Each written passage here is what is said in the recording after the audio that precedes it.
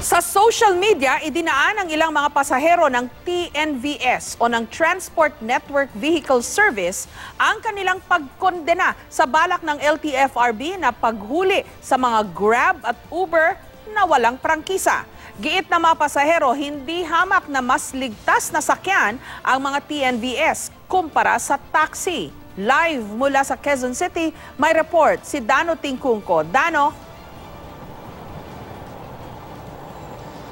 Jessica, simula July 26 o yan ay sa susunod na Miyerkules, huhulihin na raw ng LTFRB ang mga TNVS tulad ng Grab at Uber na walang prangkisa o kahit provisional authority. Sa datos pa lang ng Grab, lalabas na 21,000 drivers, so nasa 75% ang matatanggal sa platform kapag nagkahulihan. Ang ibig sabihin yan, kung matutuloy ang hulihan sa susunod na Miyerkules, mas mahihirapang makahanap ng masasakyan ng mga tumatangkilik sa TNVS. Yung everyday mo. Araw-araw, umuuwi sa Tondo, Maynila ang freelance model at agent na si Reyna Marie. Sa Transport Network Vehicle Service o TNVS tulad ng Uber at Grab siya umaasa. Iwas daw sa pagtanggi ng mga taxi. Nakakatakot daw.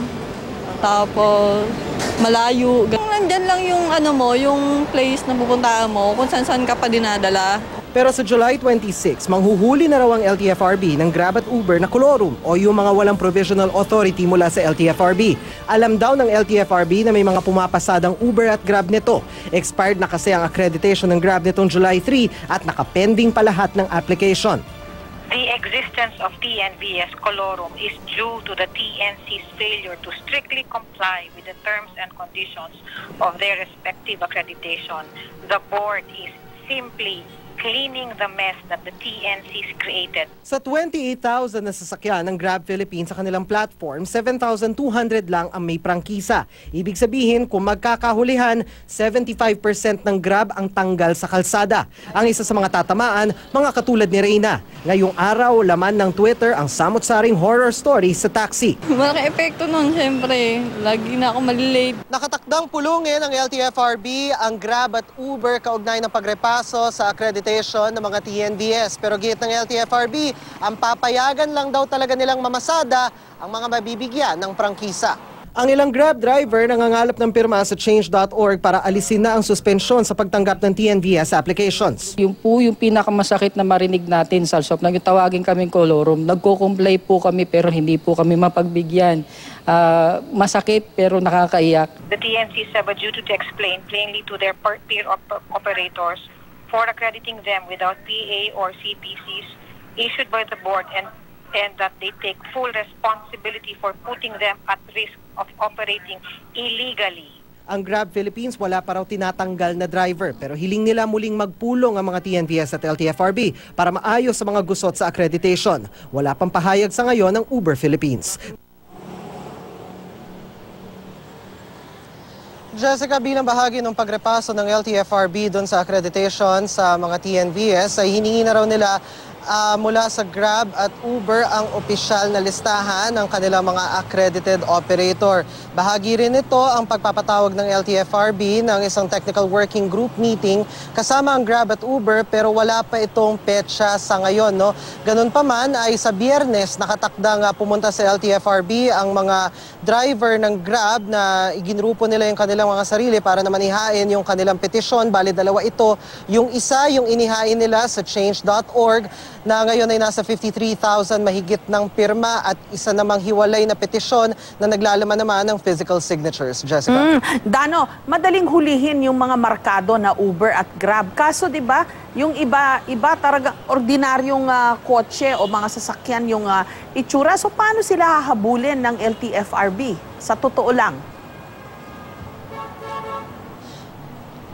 Jessica, hindi na kasi ito bago yung paghuli. Last year kasi nagkaroon na rin ng hulihan ng LTFRB at LTO doon sa mga kolorum. Ang nangyari noon, ay basically parang mock booking or nagbo-book yung mga operatiba ng LTFRB dun sa mga Grab at Uber. At kapag nakita nila, kasi usually sa Grab at Uber, kapag ikaw ay merong prangkisa, lalo na dun sa latest na app update, no? Yung latest na version ng dalawang apps, may makikita ka na doon na parang case number. Yung case number, yun yung number ng prangkisa. Kapag walang number, ibig sabihin nun, colorum, automatic huli. Ngayon, ang penalty niyan, 120,000 pesos sa 3 buwang impounding. Ngayon naman, nagkaroon ng parang grace period, so to speak, no? If we're not mistaken in using that term.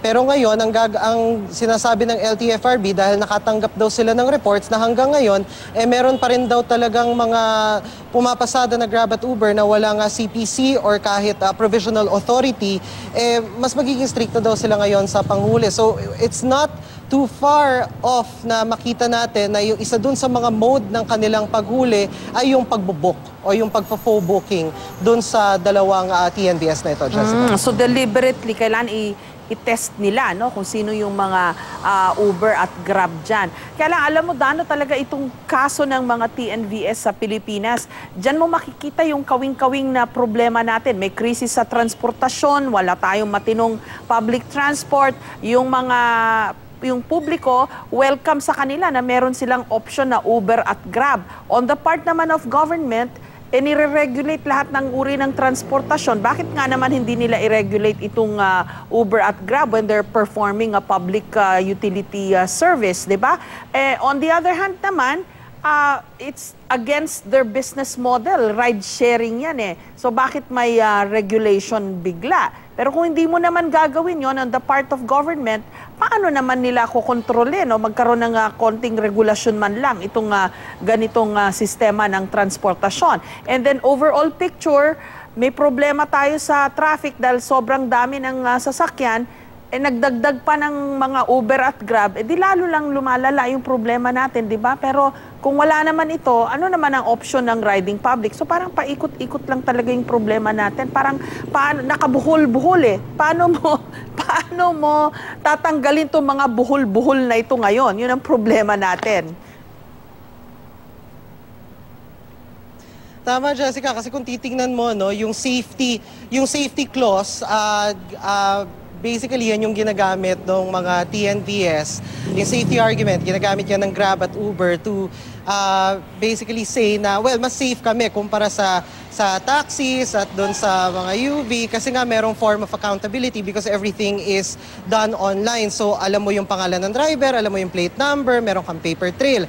Ngayon, pero yun din yung safety argument din ang sinasabi ng gobyerno kung bakit kailangan nilang i-regulate. Kasi parang ang sinasabi ng LTFRB, halimbawa, kailangan alam namin kung sino kayo. Kasi yung isa sa mga naobserbahan nila doon sa mga TNVS, hindi lahat bumabiyahe at yung iba naman, merong ibang nagmamayari doon sa namamasada. So parang kailangan magkaroon ng sistema na katulad naman daw doon sa mga taxi at sa UV na limitado naman yung binibigay nilang prangkisa sa mga taxi or sa UV, pati na rin sa mga jeep. Bakit hindi daw kapareho yung dapat nilang gawin sa mga TNVS? At kung titingnan natin all over the world, ganito yung mga kumbaga loophole na nakikita or ina-address ng mga TNVS, yung problema sa public transportation, yung problema sa taxi na reflected dun sa hashtag We Want Uber Grab na nagtrending sa Twitter ngayong araw na yung mga taxi na nangongontrata is nabero, yung mga humihingi ng dagdag,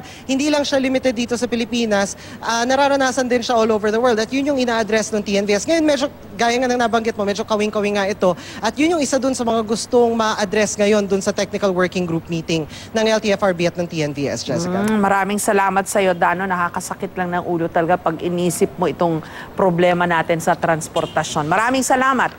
Dano Tingkungko,